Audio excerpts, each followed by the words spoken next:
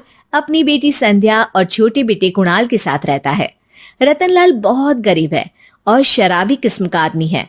वो रिक्शा चलाकर अपना जीवन यापन कर रहा है। रतनलाल एक अधेड़ उम्र के आदमी योगेश्वर को कभी कभी अपनी रिक्शा से मार्केट या मंदिर छोड़ता है और कभी कभी बाजार से उसका सामान भी ले आता है।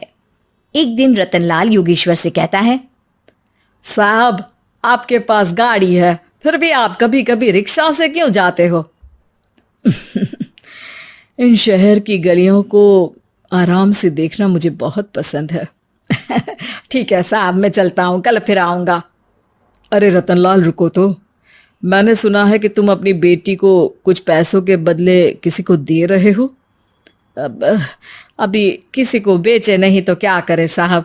एक छोटा बेटा है, उसको पढ़ाना भी है, उसकी देखभाल भी करनी है, और अगर मैं बेटी को घर में रखूंगा तो उसकी शादी कैसे करूंगा साहब।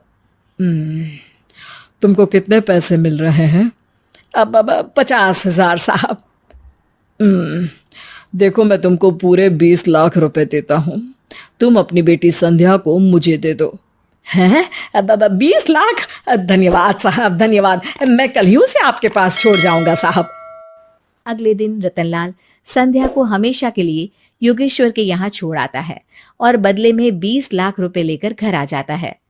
रतनलाल जिंदगी में पहली बार इतने पैसे पाकर बौखला गया। उसने एक अच्छा घर लिया। कुणाल, अब हमें कोई चिंता नहीं है, तो अब अच्छे से पढ़, खूब मन लगाकर पढ़ाई करना। पापा, मुझे पढ़ाई करना अच्छा नहीं लगता।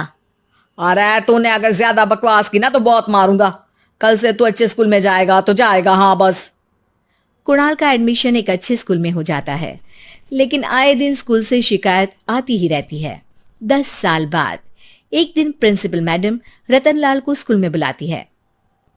रतनलाल, आपका बेटा कुणाल बहुत आवारा हो गया है और ये बिल्कुल भी पढ़ाई नहीं करता है, बल्कि उसका दिमाग गलत कामों में जा रहा है। अब मैं उससे बात करूंगा मैडम। ठीक है, आज ये आखिरी मौका है, अगली बार तो मैं उसे स्कूल से ही बाहर निकाल दूंगी। रतनलाल घर आ जाता है और कुणाल से कहता है, कुणाल बेटा, मैं तुम्हारे ऊपर इतना पैसा लगा रहा हूं, फिर भी तुम स्कूल में सही से क्यों नहीं पढ़ते हो? आप तो रहने ही दीजिए, मैं सब जानता हूं कि ये पैसा कहां से आया है, और वैसे भी अब ये पैसा मेरा है। मेरा जो भी मन होगा मैं करूंगा। आज के बाद मैं कभी स्कूल नहीं जाने वाला। रतनलाल को अपनी बेटी की याद आती है और वो रोने लगता है। 5 साल बाद कुणाल एक दिन एक लड़की को शादी करके घर ले आता है। पिताजी, ये मेरी पत्नी है स्वीटी। तुमने शादी कर ली? हाँ, शादी कर ली मैंने, दिखाई नहीं दे रहा। और अब से आप फिर से कमाना शुरू कर दो, बहुत बैठ कर खा लिया। कुणाल, तुम इस बुड्ढे को घर में क्यों रख रहे हो? देखो ना, ये शराब पीता है, इसे घर से बाहर निकाल फेंको। अरे स्वीटी, ये मेरे पापा है, कैसे बाहर निकाल दूं? और वैसे भी घर में कोई तो चाहिए ना काम करने वाला, नौकर समझ कर रख लो। इस बुड्ढी को तो घर से बाहर निकाल कर ही रहूंगी मैं कब तक इसके लिए खाना बनाऊंगी। स्वीटी एक दिन घर के बाहर पार्क में अपनी दोस्तों के साथ बैठी होती है। तभी वो रतनलाल को बुलाती है। पिताजी, मेरे कमरे में मैं अपना फोन छोड़ आई हूं, जरा लाकर तो देना। हाँ जरूर, अभी लेकर आता हूं। रतनलाल फोन लेकर आ जाता है। कुछ समय बाद स्वीटी के फ्रेंड्स भी चले जाते हैं। स्वीटी अंदर आकर शोर मचाती है। चोर चोर! कहाँ है चोर? मुझे तो यहाँ कुछ नहीं दिख रहा। अरे ये अलमारी खुली पड़ी है, जरूर किसी चोर ने ही खोली होगी। अरे कौन आया था यहाँ? यहाँ तो पिताजी आए थे बस। अरे बहू, मैं चोर नहीं हूं। मुझे तो आप पर अब बिल्कुल भी विश्वास नहीं है पिताजी, क्योंकि जब आप पैसे के लिए दीदी को बेच सकते हो तो आप चोरी भी तो कर ही सकते हो। अरे लेकिन वो सब तो मैंने तेरे भले के लिए किया था ना। मैं तो कहती हूँ कि हमें इनकी कमरे की तलाशी लेनी चाहिए। तुम बिल्कुल सही कह रही हो, चलो। स्वीटी और कुणाल दोनों रतनलाल के कमरे की तलाशी लेते हैं और उन्हें वहां स्वीटी की ज्वेलरी और पैसे मिल जाते हैं। मैं तो पहले ही जानता था कि चोर आप ही हो। निकल जाओ मेरे घर से और दोबारा अपनी शक्ल मत दिखाना। रतनलाल आंखों में आंसू लिए घर से निकल जाता है। स्वीटी मन ही मन सोचती है, आज तो मेरी प्लानिंग सफल हो गई। जैसा मैं चाहती थी ऐसा ही किया और बड़ी आसानी से उस बुड्ढी को चोरी का इल्जाम लगाकर घर से भगा दिया। रतनलाल की हालत अब ज्यादा खराब हो गई और वो सड़क पर बैठकर भीख मांगकर खाने लगा। एक दिन वहां एक गाड़ी आकर रुकी और सड़क पर बैठे सभी भिखारियों को अपने सेंटर ले गई। एनजीओ की मालिक संध्या एक एक करके सभी को सुविधा मुहैया कराती है। तभी उसकी नजर रतनलाल पर पड़ती है। पिताजी? संध्या तू? पिताजी, आपकी ये हालत कैसे हुई? ये सब मेरे बुरे कर्मों की सजा है जो मुझे मिल रही है। मुझे माफ कर दे बेटी।